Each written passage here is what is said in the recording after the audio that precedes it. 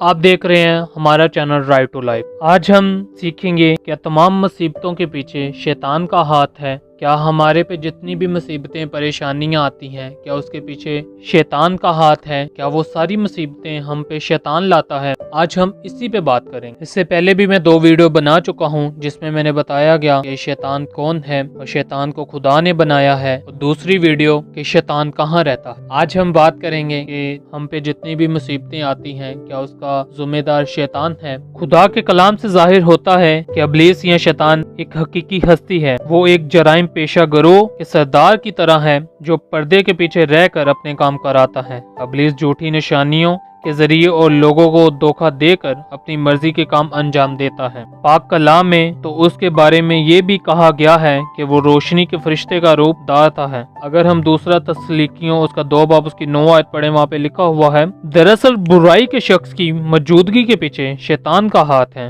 जो उसे ताकत देता है कि हैरत अंगेज काम करे और मोजज़े और झूठी निशानियां दिखाए और हर तरह की बुराई के जरिए उन लोगों को धोखा दे जिन्हें सजा के तौर पर हलाक कर दिया जाएगा, क्योंकि उन्होंने उसकी सच्चाई से मोहब्बत नहीं की जिसके जरिए उनकी जान बच सकती थी। इब्लीस लोगों को अपने बहुत सारे कामों से नुकसान पहुंचाने की कोशिश करता है, पहुंचाता है, और वो मुख्तलिफ तरह से लोगों को गुमराह करता है, मुख्तलिफ तरह की झूठी निशानियों से, झूठे मोजज़ात से, और इसी तरह लोग उससे गुमराह होते हैं, बुरी राहों पे जाते हैं। लेकिन जो इंसानों पे मुसीबतें आती हैं उसका जिम्मेदार इब्लीस नहीं है, उसका जिम्मेदार शैतान नहीं है। ऐसा क्यों कहा जा सकता है? क्योंकि खुदा ने इंसानों में ये सलाहियत डाली है कि वो खुद फैसला करें वो अच्छा काम करेंगे या बुरा। क्योंकि अगर हम यशवा उसका 24 बाब उसकी 15 देखें, लिखा है, और अगर खुदावन की परस्तिश तुम्हें बुरी मालूम होती है तो आज ही उससे जिसकी तुम परस्तिश करोगे चुन लो, वो वही देवता हो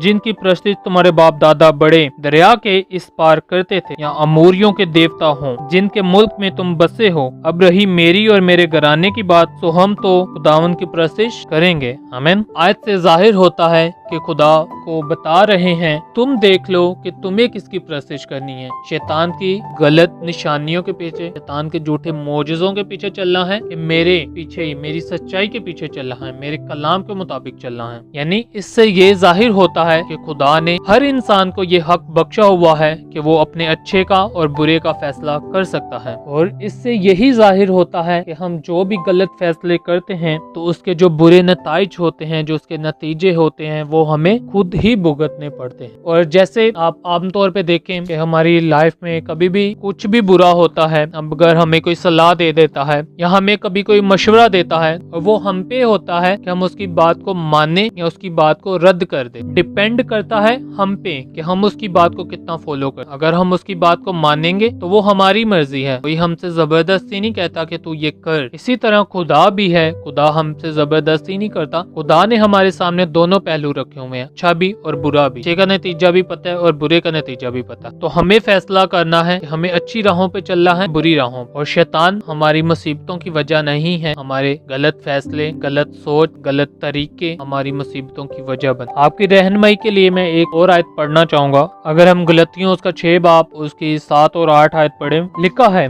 मगर वो दूसरी नहीं अलबत्ता बाज ऐसे हैं जो तुम्हें घबरा देते हैं और मसीह की खुशखबरी को बिगाड़ना चाहते हैं। लेकिन अगर हम या आसमान को कोई फरिश्ता भी उस खुशखबरी के सिवा जो हमने तुम्हें सुनाई कोई और खुशखबरी तुम्हें सुनाए तो मल्लाउन हो। आमीन। यानी आयात से वाज़िया है कि इस गलत फहमी में मुंतला ना हो कि खुदा को धोखा दिया जा सकता है, क्योंकि इंसान जो कुछ बोता है वही काटता। इन आयात से जाहिर है कि बहुत सारे शैतान के ऐसे पैरोकार हैं, शैतान के ऐसे लोग हैं जो हमें मसीह की सच्चाई से, मसीह के कुर्बानी से भटकाने की कोशिश करते हैं, और हम उनकी बातों में आ जाते हैं, लालच में आ जाते हैं, इमोशनल हो जाते हैं, और हम बुरी राहों पे चले जाते हैं, बुरे फैसले कर लेते हैं। और वो जब हम पे फिर मुसीबतें आती हैं तो फिर हम कहते हैं कि हमने क्या किया, या हम उसका ठप्पा जो है खुदा पे लगाना शुरू कर देते हैं कि खुदा ने हमारे साथ ऐसे किए। लेकिन उसकी असल वजह ये होती है कि हमने खुद अपने लिए बुरे फैसले किए हो। फॉर एग्जाम्पल अगर हम देखें, हम पे अगर कोई इस तरह का वाकया हो जाता है, हम पे कोई मुसीबत आती है, तो हम दुआ करने की बजाय पहले अपनी जोर जबरदस्ती करते हैं, अपना सारा सारा जोर लगा लेते हैं तो हमें सुकून नहीं मिलता या हमारी उस मुसीबत का कोई हल नहीं, हम फिर दुआ की तरफ आते हैं। दुआ की तरफ से हमें जल्दी सुकून नहीं मिलता तो फिर हम जादूगरों के पास चले जाते हैं। जादूगरों के पास जाते हैं, वक्ती तौर पे हमें चैन मिल जाता है, सुकून मिल जाता है, लेकिन बाद में वो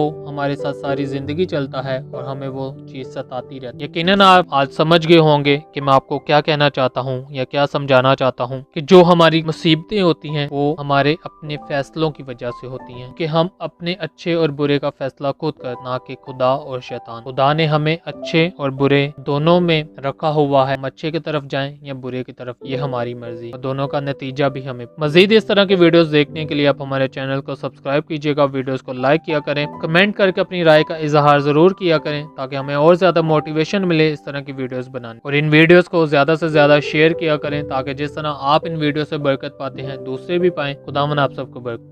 अपडेट्स के लिए चैनल को सब्सक्राइब करें और बेल आइकन को भी प्रेस कर लें ताकि आने वाली मजीद वीडियोस आप तक पहुंच सके। तो चलिए फिर मिलते हैं नेक्स्ट वीडियो में, तब तक अपना बहुत सारा ख्याल रखिएगा। खुदा हाफिज।